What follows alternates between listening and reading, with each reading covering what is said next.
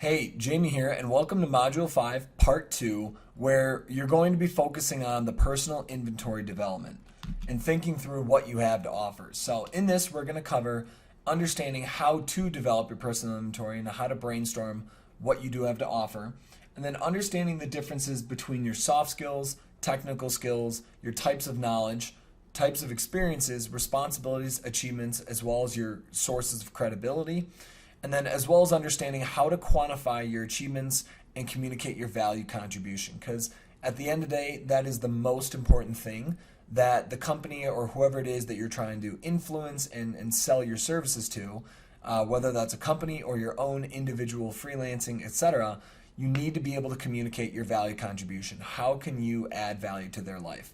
So, to start off with, imagine that you walk into Home Depot. And when you walk in, well, there's an enormous amount of things to buy. And when you think about it, you don't walk in to buy everything. You walk in and buy several specific things. So maybe you walk in and you're doing a home project and you know that you need drywall, some paint, and paintbrushes. Well, when you go in, you're going to find that exact aisle and buy those things specifically. Home Depot is not trying to sell you the whole store at once, because they know that you don't want everything all at once. And it's the exact same way when you're going for a job interview or when you're trying to market yourself to companies, to recruiters, to hiring managers. They don't want everything you have to offer. Instead, they walk in to your Home Depot and they're looking for very specific things. And so what we need to do is you first need to take inventory of what you do have to offer, which you can think of as your entire Home Depot. And then you need to figure out and determine what specifically do I want to advertise, put on full display, demo, and then sell to whoever's walking into my Home Depot, which, this is the metaphor again here, but that's the recruiter. That's the interviewing manager. So you're going to have 5 different things that you need to brainstorm through that you have to offer. So you have skills. You have both technical and soft skills. You have different types of knowledge, and we'll talk about 5 different types of knowledge. You have, for your personal experiences and professional experiences, you have had both responsibilities as well as achievements. And the major differences between those we'll talk about, because a lot of people only talk about the responsibilities and they're missing out the achievements. And that is a big problem. So we'll talk about that, as well as credibility. What are the different types of credibility that you have? And then work examples and why those are so important for your inventory. So when you think about the difference between knowledge and skills, you can think of knowledge as something that you know how to do or something that you understand. So knowledge is something you know or understand, whereas skills are something that you can physically do or use. And this is abstract, and so I want to use an example. So usually the way that skills and knowledge interact is you have a technical knowledge area, and then within that technical knowledge area, you usually have technical skills or skills within it.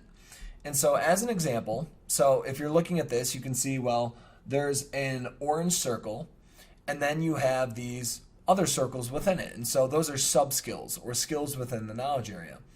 Now, if we were to use finance as an example, and I love using finance, that's my background.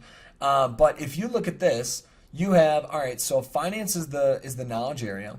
Well, you have all sorts of different sub-knowledge areas or skill sets within the knowledge area. So you could know corporate budgeting or risk management or financial modeling or valuation or FP&A, reporting, Excel, VBA. And there's all sorts of other skill sets that you could have specifically within the realm of finance. So this is how you can think through, okay, I have a technical knowledge area. What are all the different technical skills that I have within my knowledge area? So now you have other types of knowledge too. So 5 major types of knowledge that you can use to brainstorm through what do I have to offer. So you have technical knowledge. And technical knowledge is specialized knowledge of a specific subject. And usually that takes a long time to learn.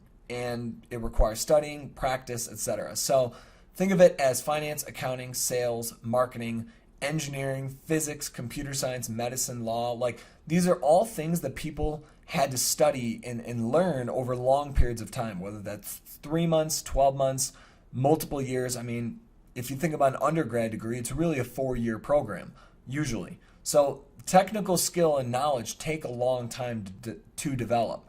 And then you have soft knowledge. And the reason I say soft knowledge / soft skills is because they're really blended.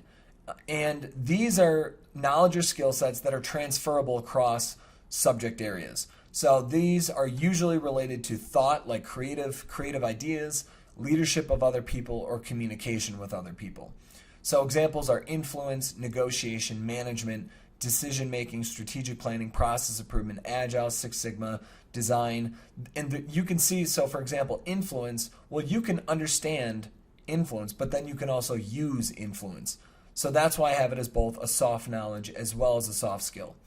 And then you have industry knowledge, so knowledge within a specific industry. So if you've been working within financial services for 2 to 3 years, you have industry knowledge. You understand the industry, you understand the players, you understand how the industry works, the language and certain terms within the industry, certain products and services within the industry.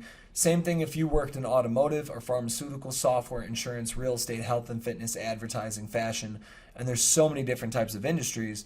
When you have worked within an industry, you do have knowledge that other people outside of that industry don't have, and that is valuable.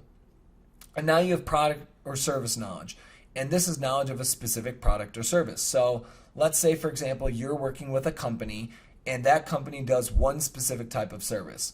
Maybe you work for an advertising company, and you're very comfortable with the advertising services, so doing digital marketing with certain clients, and planning out marketing campaigns, advertising campaigns, etc.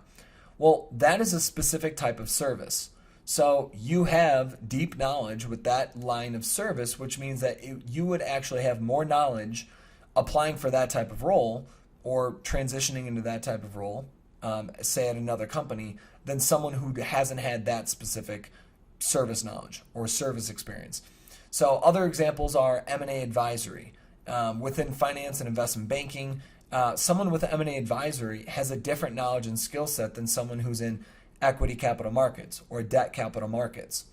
Then you have ERP systems. So someone who understands ERP systems has a very strong knowledge about enterprise resource planning systems. Well, that's a product.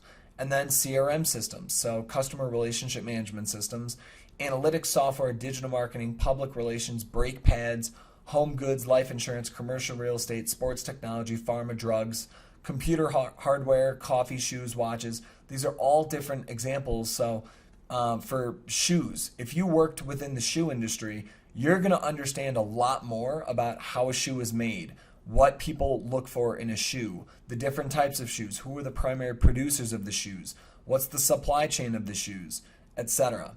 So then you have position and work knowledge, which is the last type of knowledge. And this is knowledge of a specific position and its responsibilities. So if you've already been an investment analyst, well, you're going to know the responsibilities and have knowledge about that position significantly more than someone who has not been an investment analyst.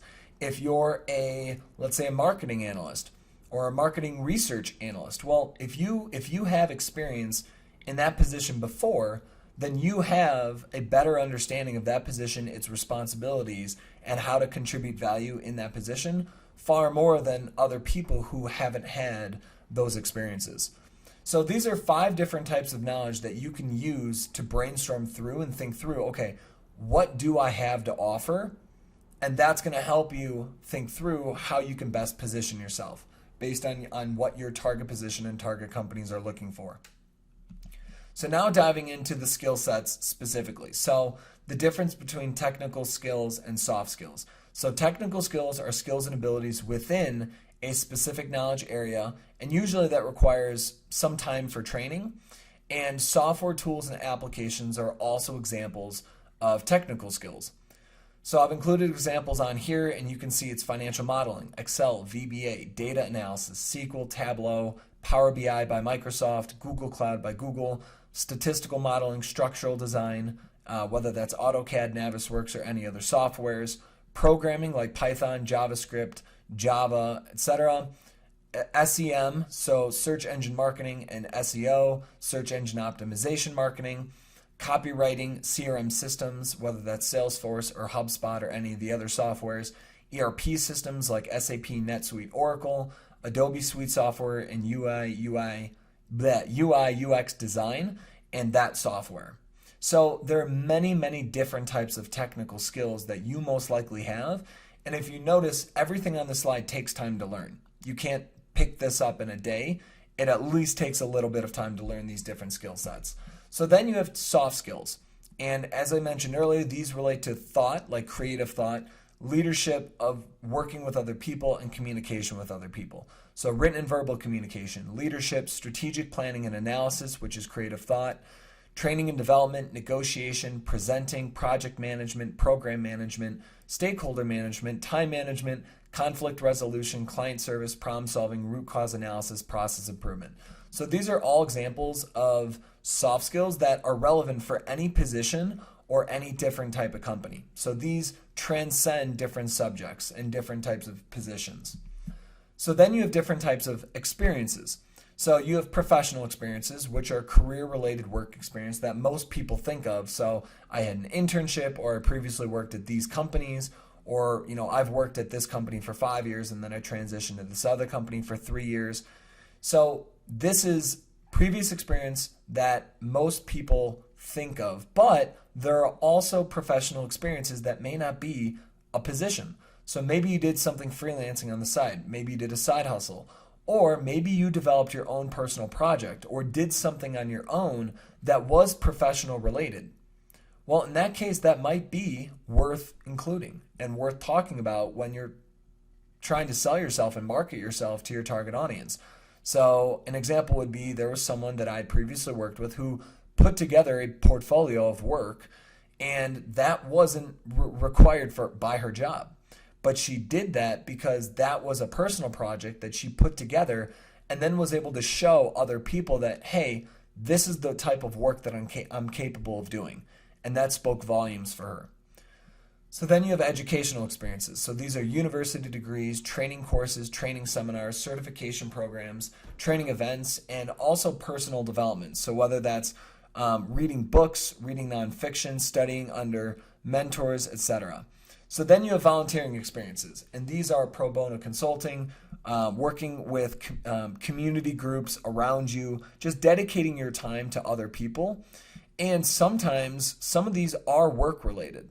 So that could sometimes double as both a volunteer experience and a professional experience. And then you have personal experiences, so relevant life experiences for your target audience and target position. So an example would be, do you speak a language that will be useful for your work or for the company? Or are you an evangelist of the company's products or services? So if you've been using this company's product forever and you love it and you're a super fan, well, they need to know that because that immediately differentiates you from other people. Or the other example, so speak a language. So an instance where I saw this come up was, well, someone was interested in several automotive companies, and within there is, well, there's BMW and Volkswagen. Well, specifically, if you think about BMW, well, if you speak German, they want to know that because most of their company, or I wouldn't say most, but massive amounts of people within their company are German and speak German, and they're headquartered out of Germany. So that's a good time where you want to say, hey, by the way, this is also something that I know that would fit well with the company and a long-term career within here, is I also speak German. So those are different types of experiences. And for the professional experiences, so specifically that first type of experience, professional experience, you have both responsibilities and achievements. And this is so important to get across because so many people only focus on the responsibilities, but the responsibilities don't sell. Achievement sells. So, for example, if you had two different salespeople, well, their responsibilities are the same. They need to prospect and close new clients. They need to manage their current clients and account management, and they also need to close new business. They need to win sales. Well, those are their responsibilities. But how did they perform? Well, just because they had the same responsibilities doesn't mean they perform the same. So salesperson number one had 5 prospects, 1 close, a 10% account churn, no new business, and missed their quota on average over 12 months by 7%. Well, then you have salesperson 2, who had 42 prospects, 18 closes, a 3% account churn, which is far better, 13 new accounts, and on average beat their quota over the last 12 months by 16%. Well, anybody who saw the achievements of these two salespeople would immediately hire this second salesperson. But ironically, a lot of people on their resumes, their LinkedIns, as well as when they're in interviews talking about their past experiences, they're talking about what they did. Well, the recruiter or the hiring manager or the interview manager most likely doesn't care about what you did. They care about how well did you do it. Did you crush your last position? Because how well you did is descriptive and tall, and it clearly communicates how well you performed. And the reason that's so important is it's easier to train skills and knowledge than it is to train performance or mindset or personality or work ethic. So maybe you don't have direct experience in that type of position. That's okay as long as you communicate and you get the other person to believe that, okay, if we bring you on and we hire you, that within a month we can train you everything that you need to know, or within 2 months you can learn everything you need to know for this position, but you're going to crush it. That's only achievements can speak those volumes. Just simply telling someone your responsibilities will not communicate that. So these two salespeople had the same responsibilities but very different performance. And never forget that your target audience cares most about your performance. Achievements communicate how much value were you able to contribute to your team and to the company.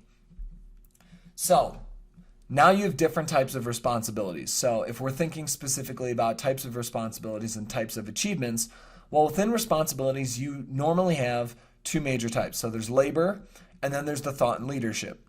So within the labor responsibilities, you can think of that as your specific daily work, tasks, or projects, whatever you're directly responsible for. But also, in addition to that, you most likely get roped into other people's work. So, or other team projects or other larger initiatives outside of your group. So that could be responsible for teammates projects, responsibilities for team initiatives, projects, and one-off tasks, responsibilities for cross-functional teams. So if you're in the finance department, maybe you're working with the marketing department or a certain type of operations team within the company.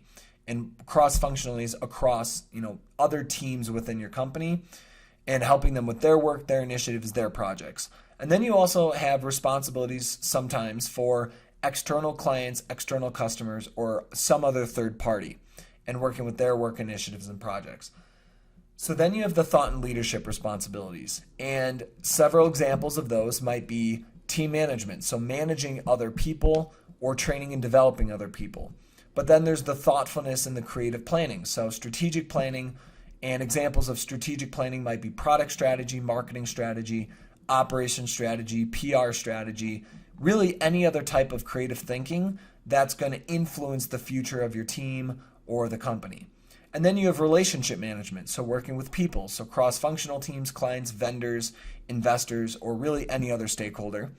And another type of leadership responsibility would be profit and loss reporting and analysis, budgeting and forecasting, as well as making investment decisions. So investment decisions might say, okay, we have an additional $20,000 or $30,000 in the budget. How am I going to be using that $20,000 to $30,000 in order to get a larger return on my investment? So if I allocate $20,000 to something, I'm going to be getting back $30,000 to $40,000 or hopefully more. So then you have types of achievements. So you have both quantitative achievements as well as qualitative achievements. So two examples. So for quantitative, an example would be save 600 hours annually. Well, the reason it's quantitative is you can quantify it. There's a specific number attached to it. Whereas a qualitative might be, example, implemented a new software reporting system. Well, these are good separate, but they could be great. And numbers tell stories by themselves. So ideally what you want to do is add the how. So if someone were to see on your resume or LinkedIn, or you were to talk about it in an interview and say, well, I helped my team save 600 hours annually, naturally the question that they're going to ask next is, well, how did you do that? So when you're thinking through what were my achievements for the team, you want to try to attach both what was the result or the outcome, the achievement, including after that, the how. So as an example, save the FP&A team 600 plus hours annually by implementing a new software reporting system. And so now you have both a quantitative result or achievement as well as a qualitative achievement that describes how you actually achieved the quantitative part. So the reason achievements are so important, again, is achievements communicate how you actually contributed value. How did you improve the team? How did you improve the company? Responsibilities are just what you should be doing. It doesn't mean that you actually did it. So now there's 3 forms of value, and we talked about this in Module 1, but there's money, time, and information. So when you're thinking about how did you contribute value to the company, you can ask yourself, well, what examples do I have or what achievements do I have where I contributed value in the form of money, contributed value in the form of time, or contributed value in the form of information? And you want to analyze all the different ways that you contributed value. So one way that you can analyze and brainstorm and think through your quantitative achievements is through using this simple tool that I call the value matrix, the quantitative value matrix. So the way that you can look at this is say, all right, there's on the left side, there's money, and money can either go up or down. And then on the top, there's time, and time can either go up or down. And there's 4 different scenarios. So if you increase the amount of money, well, that's a good thing. So maybe you increased the amount of revenue or the amount of profit somewhere within the company or on your team. But then where did money go down? Well, maybe you helped reduce expenses for something on the team or reduced expenses for the company overall. And then time. So maybe where you decreased time, you improved a system, you made things more efficient, and you saved X number of hours. But then also because you saved X number of hours, usually what you can do is say, all right, well, whose time did I save? So maybe you saved 3 people 30 hours a week. Well, how much are those 3 people roughly making per hour, assuming that they're working 45 hours a week or 50 hours a week, however long that they are roughly working per week? Then you can take, all right, well, if they're working 45 hours per week, what do they make annually? How many total hours a year are they working? And then back into how much they make per hour. And then once you know how much they make per hour, you can multiply that by how many total hours did you save them. So not only can you include saved X number of hours annually, but you can also usually include in how much money you saved the company as well because of that time savings. And now the last example would be a time where time increased, an example where your achievement increased some sort of time. And an example there might be, well, you increased engagement with customers and they're spending more time with your company. And that's a benefit. That's a good thing. So the question that you can be asking yourself for brainstorming these different types of examples is, what examples or what achievements do I have where I increased a dollar amount for my team or for my company? Or what examples do I have or achievements do I have where I decreased a dollar amount for my team or company? What examples or achievements do I have where I increased a time amount for my company or for my team, or where I decreased a time amount for my team or for my company? And you'll start coming up with a lot of different ways that you've achieved and contributed value to your team. So that's quantitative, but then there's qualitative. There are some examples where where you will think through, well, I did do this for my team and it was very valuable, but I can't really quantify it. That usually means that it's information value. So that might be a creative solution, it might be some sort of problem solving or innovation, or maybe you just trained and developed people, or maybe you led a certain number of presentations or led a project for someone or for a team. Leadership, so you being in a leadership role and managing 20 people, 10 people, 5 people. It could be you starting and forming and building new relationships with important people for your team or for your company. And as I already pretty much said, new projects and new initiatives for your team or for the company. So these are usually things that you can't quantify. But there is sometimes an opportunity to quantify something. So within this qualitative value. So training and development. Well, how many people did you train and develop? Or if you're a leader of a team, how many people did you lead on the team? Or if you're responsible for a budget or for a P&L, well, how many thousands of dollars or how many millions of dollars are you responsible for? Are you managing? So those are all examples of ways that you can try to quantify something that is qualitative. So how do you quantify, how do you actually come up with those numbers for the time and money? Well, first, you always want to use exact numbers whenever possible. Whenever you have the exact dollar amount for something, use that. Because when something is exact, it's a lot more believable. And people don't even think about it. They don't question it.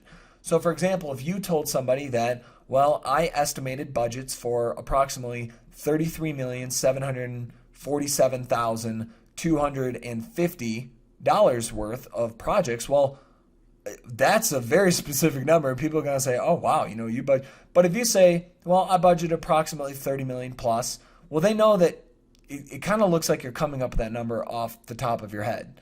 So whenever you have an exact number, it sells. It's a lot more marketable. It's a lot more believable.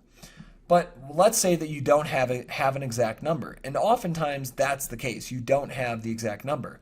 Well, it doesn't mean that you can't quantify it. It means that you need to come up with an estimate that is defendable beyond any reasonable doubt. Well, what do I mean by that? I mean that you can walk someone through how you came up with that number and make it extremely believable. So I want to give two different examples here. So how to make a defendable estimate that's beyond any reasonable doubt. So let's say that you have a first scenario where you built a streamlined reporting system for quarterly close that saved the team a lot of money. Well, then you're asking yourself, well, how do I make a defendable estimate for how much time I saved the team? Because you don't have an exact number for that. Well, the way that we can do that is usually through the bottom-up approach. So what that looks like is daily, weekly, monthly, quarterly, annually. And what we want to do is we want to think through at the base level, how many hours did we save daily, or how many hours did we save weekly or monthly? And we want to roll that up into an annualized large number. And the reason we want to do that is because large numbers sell. Large numbers are a lot more enticing. So, as the example, if you streamline the reporting system and you save the team a lot of time, well, how much time? Well, the way that we'd use the bottom-up approach for this is we'd say, well, how much time did I save daily? Well, in this case, it wasn't a daily task, so you skip that level. But there was a weekly reporting where you had to do, call it, let's say 2 hours of work each week. Well, in this case, let's assume that you saved those 2 hours every week. Well, if you save 2 hours a week, then that's 8 hours every month. So that you saved hours monthly. But then at the end of all 4 quarters, let's say that's where people are spending an entire week finishing up before quarterly close. And you were able to save at every quarter 20 hours. Well, when you annualize all of that, what you'd want to promote is the fact that you actually saved 176 hours. And the way that you're coming up with 176 is you're saying, well, I saved 20 hours every quarter, so 20 times 4 is 80 hours. And then I also saved 8 hours every month, so 12 months, so 8 times 12 is 96. So 80 plus 96, you saved 176 hours annually. So that's the first example of using a bottom-up. And then a second example would be, let's say, focus on cost savings, or a money example. So you analyze financial data, and you identified that there was some unnecessary spend within the business, which led to cost savings. Well, how much money did you save the company? Same thing, we're going to use the bottom-up approach. You didn't save the money daily, and the money wasn't saved weekly. And let's say that it was a monthly expense of $3,500. Well, quarterly, that's going to be $10,500. And then if you were to annualize that, well, then you're going to have $42,000 annually. So that's the number, that's the achievement that you would want to communicate. I saved my team or my company $42,000 annually. So the two primary tools that you have for thinking through how have I contributed value and trying to quantify it are the bottom-up estimation approach, and then thinking through and brainstorming, where have I increased a dollar amouut, decreased a dollar amount, increased a time amount, or decreased a time amount. So now let's talk about credibility. Credibility boosts your perceived value by your target audience. But what makes you credible?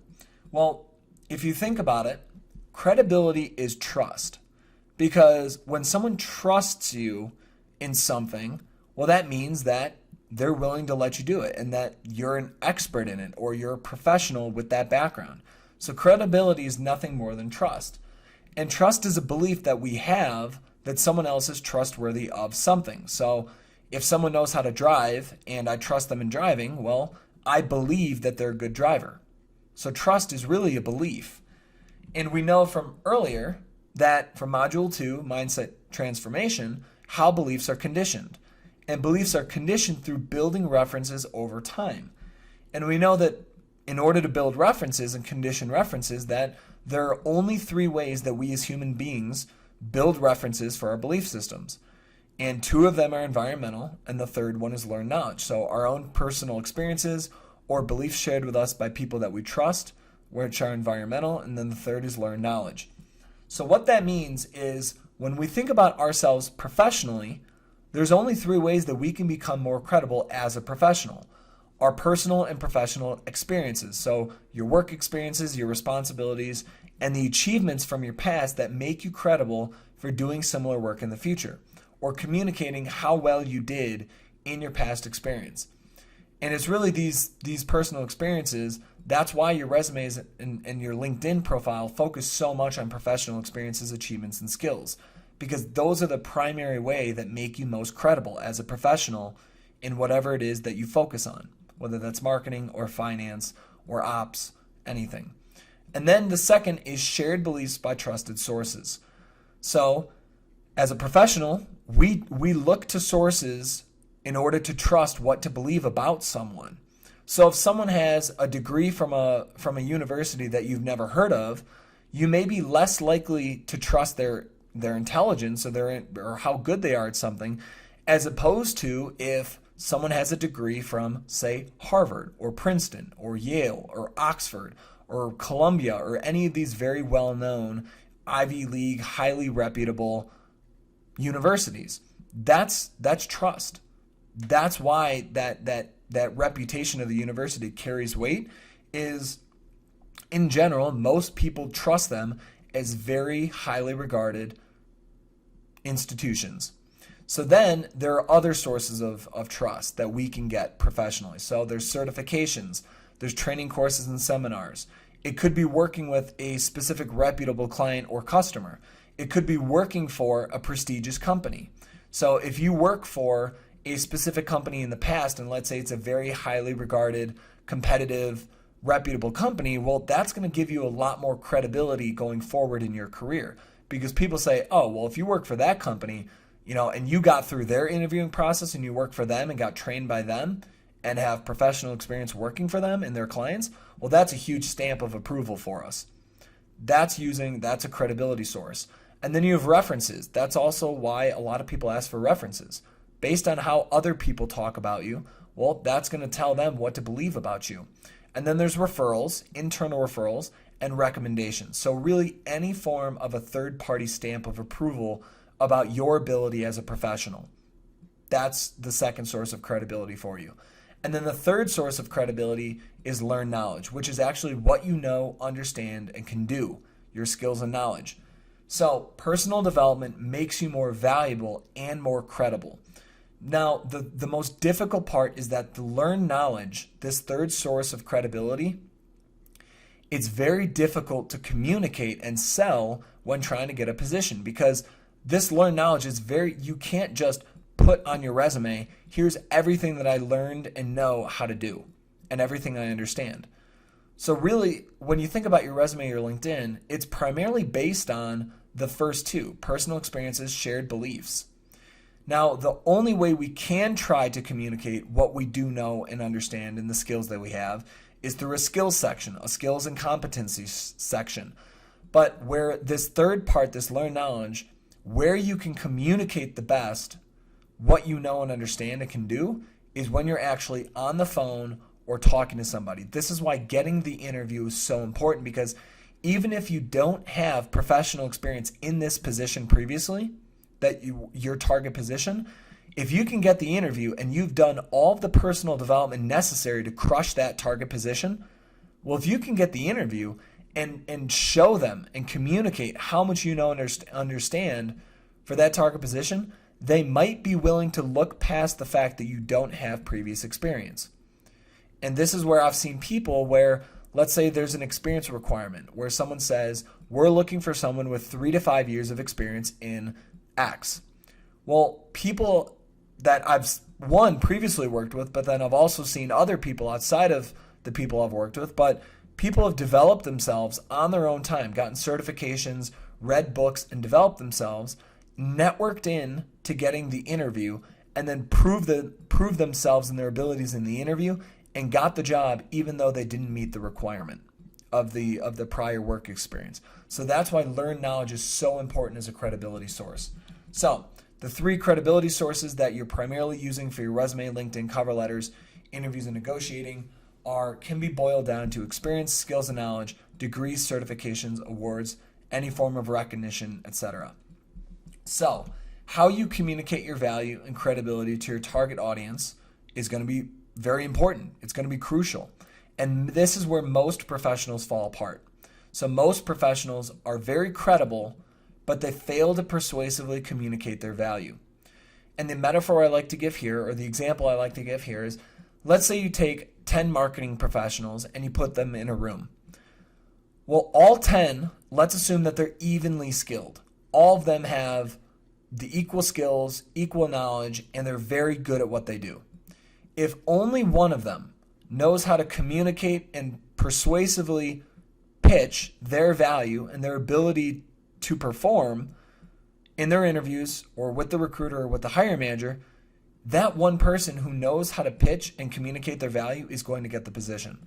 Even though the other 9 are phenomenally skilled and excellent, incredible, they're not going to get the position because they don't know how to communicate their value.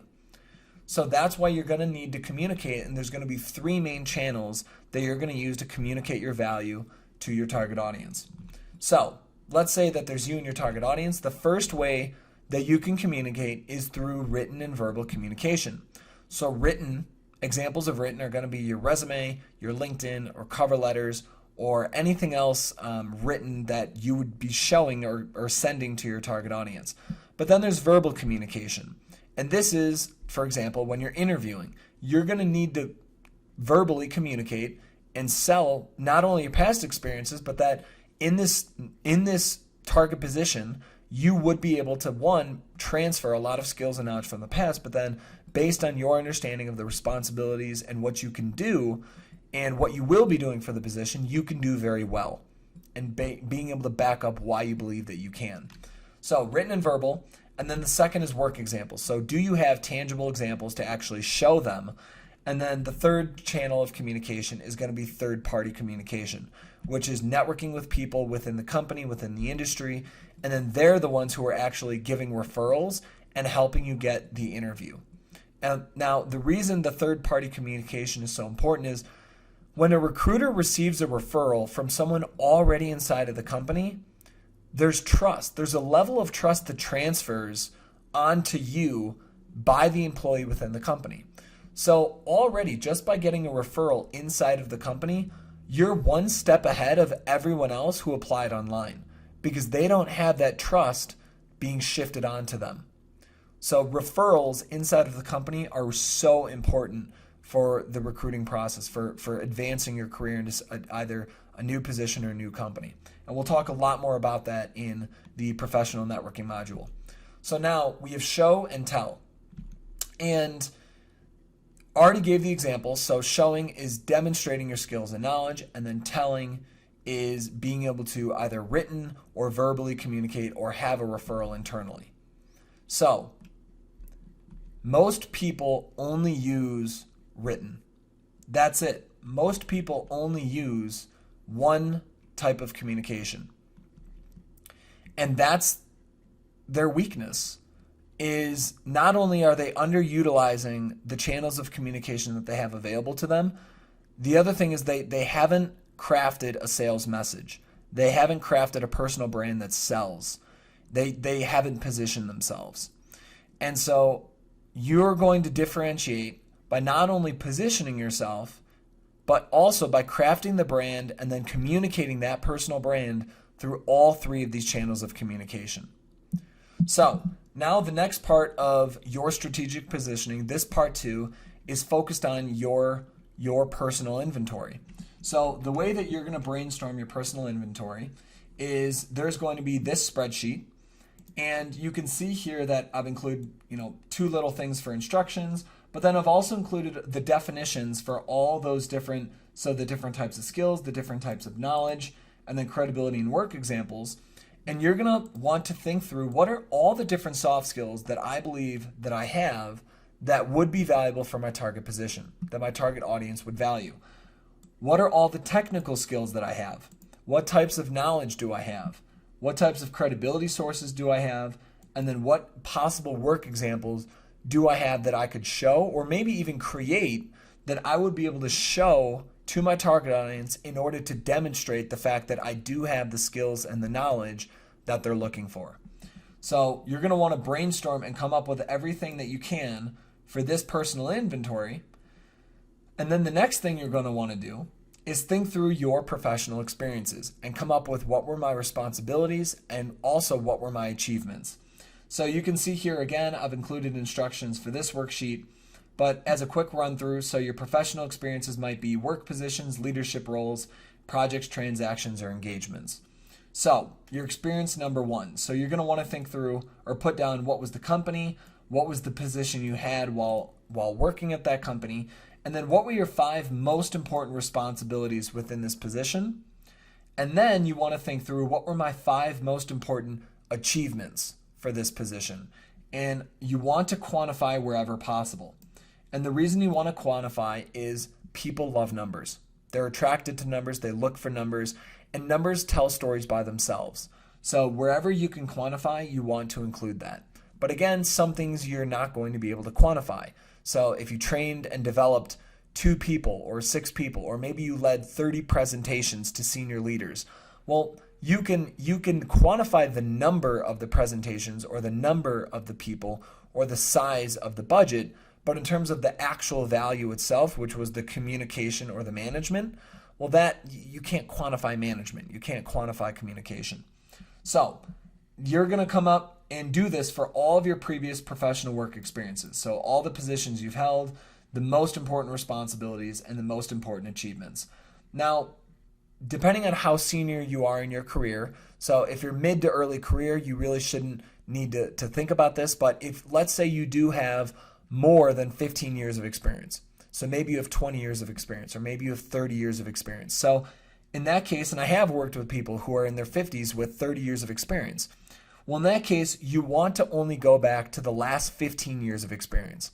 So on your resumes, whenever you're talking about your background, whether it's on LinkedIn or even in an interview, really what's going to get you the job, what's going to get you that next step in your career, people are not going to care about what you did 20 years ago. They just won't. They care about what did you do in the last 5 to 10, and if you have that many years of experience, I recommend only at the most going back 15. You may even cut it off at 10 years, depending on this difference in roles, how many different companies you work for. And so that's your judgment call. You can either go back 15 years or 10 years, depending if you have that level of seniority. So these are the 2 worksheets, and then you can see at the bottom here, volunteering experience as well. So brainstorm what other experiences have I had outside relative to the community. So these 2 worksheets are going to be the next step for you for this part 2, focusing on your personal inventory. And that's all I've got for you for this video. And so then in the final part 3 of this module 5, part 3, we're actually going to be diving into the strategic positioning and how you marry both what you now know your target audience is looking for with the personal inventory and everything that you have to offer, and figuring out what is the small little bit that I have to offer that I know will sell me. So go ahead, start working on those 2, and then I'll see you in part 3.